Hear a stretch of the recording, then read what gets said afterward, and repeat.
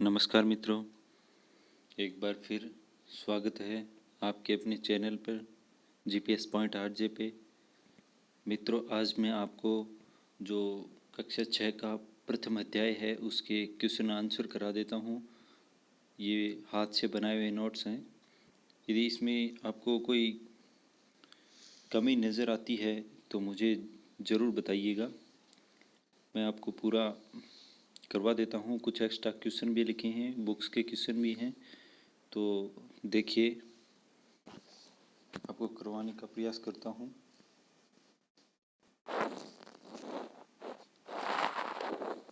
Question number 1 है, तारे चमकते हैं। तारे चमकते हैं स्वयं के प्रकाश से, दूसरों के प्रकाश से, चंद्रमा के प्रकाश से, ग्रहों के प्रकाश से। तो इसका आंसर होगा स्वयं के प्रकाश से। क्वेश्चन नंबर 2 है, ध्रुवीय तारे द्वारा दिशा निर्धारित होती है, उत्तर, दक्षिण, पूर्व, पश्चिम। तो ध्रुवीय तारा हमेशा उत्तर दिशा को इंगित करता है। क्वेश्चन नंबर 2, नीचे दिए गए आकाशीय पिंडों और उनकी विशेषताओं से सुमेलित कीजिए। सुमेलित करने का ये क्वेश्चन है दोस्तों। तो सूर्य है, आकाशीय पिंड है, इसकी क्या विशेषता है? सूर्य क्या क्या है? तो सूर्य एक तारा है। धूमकेतु, धूमकेतु पुच्छल तारा कहलाता है।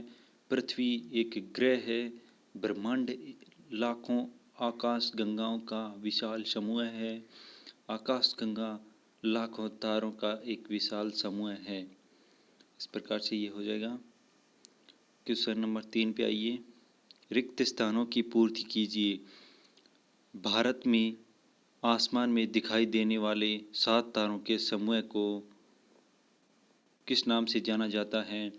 तो वो है सप्तर्षि मंडल। इसका आंसर होगा सप्तर्षि मंडल के नाम से जाना जाता है। सभी ग्रह एवं उपग्रह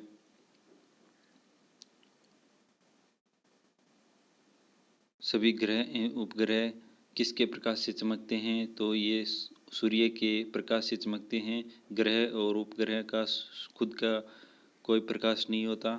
हमारी पृथ्वी का सबसे निकटतम तारा कौन सा है? तो सबसे निकटतम तारा सूर्य है। विभिन्न नक्षत्र मंडलों के अंदर खालिस्तान स्थित होता है तारकीय मंडल। नक्षत्र मंडलों के अंदर तारकीय मंडल होता है। हेली क्या है? इसकी विशेषताएं बताइए। सबसे चर्चित पुच्छल तारा हेली है, जो प्रति 76 वर्ष बाद दिखाई देता है। इसे 1986 में देखा गया था, अब पुनः 2062 में दिखाई देगा। तो हेली एक पुच्छल तारा है, मतलब जीवन में एक बार ही दिखाई देता है हेली। खगोलीय पिंड क्या है? यह किन पदार्थों से बने हैं? आसमान में फैले तारे, उल्का ग्रह, उपग्रह, धूमकेतु आदि, जिनमें हमारी पृथ्वी, सूर्य एवं चंद्रमा भी शामिल हैं, खगोलीय पिंड कहलाते हैं। खगोलीय पिंड गैस तथा कुछ पिंड सिर्फ ठोस पदार्थों से बने होते हैं और कुछ पिंड द्रव एवं गैसीय पदार्थों से बने होते हैं। क्वेश्चन नंबर 6 पे आते हैं दोस्तों। ब्रह्मांड की उत्पत्ति कब और कैसे हुई? वर्तमान, तो देखिए आंसर इसका, वर्तमान समय में ब्रह्मांड की उत्पत्ति संबंधी सर्वमान्य सिद्धांत बिग बैंग सिद्धांत है। इसके अनुसार 13.7 अरब वर्ष पहले एक प्रभावशाली विस्फोट हुआ। विस्फोट से खगोलीय पिंडों की उत्पत्ति हुई। इससे अनेक आकाशगंगाओं का निर्माण हुआ और आकाशगंगाओं से मिलकर ब्रह्मांड की उत्पत्ति हुई। तो अगला क्वेश्चन देखिए दोस्तों, आकाशगंगा क्या है समझाइए। विभिन्न तारों एवं उनके अवशेषों, तारों के मध्य गैसों एवं धूलकणों का ऐसा जमाव जो गुरुत्वाकर्षण के कारण एक दूसरे से बांधा है, उसे आकाशगंगा कहा जाता है। तारों के समूह से ही आकाशगंगाओं का निर्माण होता है। पृथ्वी सहित सौर परिवार, मंदाकिनी या ऐरावत, मिल्की वे, दूध मेखला में स्थित है। हमारी जो आकाशगंगा है उसके मंदाकिनी या एरावत, मिल्की वे या दूध मेखला कहा जाता है। क्वेश्चन नंबर 8 पे आइए दोस्तों। रात में चमकने वाले तारे दिन में क्यों नहीं दिखाई देते? तो आंसर देखिए, सूर्य के उदय होने पर अन्य तारे अदृश्य हो जाते हैं, अर्थात पृथ्वी के निकट होने के कारण सूर्य की रोशनी अन्य तारों से अधिक है, इसलिए दिन में अन्य तारे दिखाई नहीं देते हैं, जबकि सभी तारे अपनी जगह पर ही होते हैं। मतलब सूर्य का प्रकाश बहुत ज़्यादा होता है और पृथ्वी के निकट भी होता है, इस कारण से दूसरे तारे अदृश्य हो जाते हैं सूर्य के प्रकाश के सामने। बिग बैंग सिद्धांत को समझाइए। वर्तमान में ब्रह्मांड, तो इसका आंसर है, वर्तमान में ब्रह्मांड की उत्पत्ति संबंधी सर्वमान्य सिद्धांत बिग बैंग है।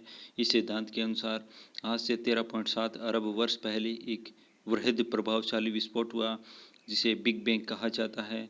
विस्फोट के बाद ब्रह्मांड और खगोलीय पिंडों की उत्पत्ति हुई। तो अगला क्वेश्चन दोस्तों 10 नंबर, अंतरिक्ष किसे कहा जाता है? समस्त आकाशीय या खगोलीय पिंड अनंत आसमान में बिखरे हुए प्रतीत होते हैं। इस असीम आसमान को अंतरिक्ष कहा जाता है। मतलब आकाश में जो पिंड बिखरे हुए आपको दिखते हैं, जैसे चंद्रमा है या सॉसपेन का है या कोई क्षुद्र ग्रह है या कोई भी उल्का पिंड है, जो इन सब से मिलकर अंतरिक्ष बनता है। ध्रुव तारा, क्वेश्चन नंबर 11 है, ध्रुव तारा शब्द हिंदू ग्रंथों का शब्द है, इसको भूगोल में किस नाम से जाना जाता है? तो इसको पोल स्टार बोलते हैं। ध्रुव तारा पोल स्टार होता है। क्वेश्चन नंबर 12, तारों के छोटे समूह को कहा जाता है? तो तारों के जो छोटे समूह हैं उन्हें नक्षत्र मंडल कहा जाता है।